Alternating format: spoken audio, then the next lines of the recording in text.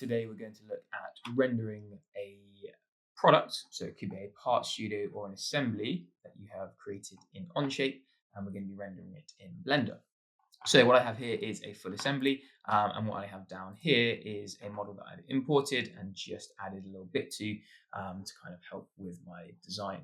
Now, if you have created something in a part studio, which will look like this, compared to an assembly, which will look like this, in terms of the actual icon, there's two different ways you're going to go about exporting these documents.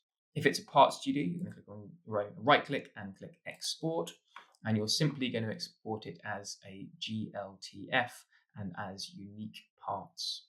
Okay, so these two boxes here and the y-axis oriented up. Click export, and it will download to, at some point, probably your downloads folder.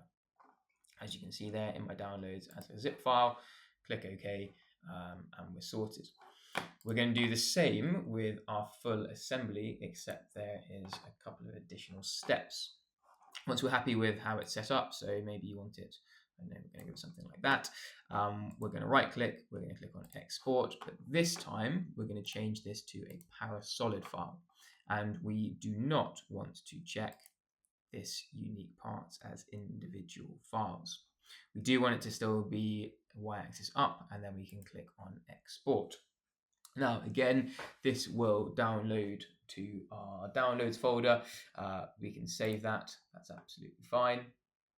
And we want to go down and import that into our document. So we click the plus at the bottom left, click on import, and we want to bring in this XT file like so. We want to make sure that it is combined into a single part studio, and we want to check the box that says y-axis is oriented up. Click on import, and what will happen is in a second it will import this document into here as a part studio. So go back into this part studio down here, and you can see all of the documents are lined up like so. You can hide that plane. It's exactly the same. There's nothing that's changed other than the fact it's in this single part studio. This time we're going to export it as a GLTF file, and we're going to want to make sure that it is unique parts as individual files, and we can click on export. It's going to save exactly the same as our stepper motor that we saved at the start of this video, and it will go to our downloads folder. Just give it a moment, click on save, and we have that in there. Now if I open up that folder, we want to unpack both of these. Okay, so extract all from our NEMA 17, and you can see we can extract that, and that's all good. And we want to do the same for our full assembly. Extract that, you can see that here. All of those are now as the files, so we can drag them into Blender when we open that up. So in terms of opening Blender,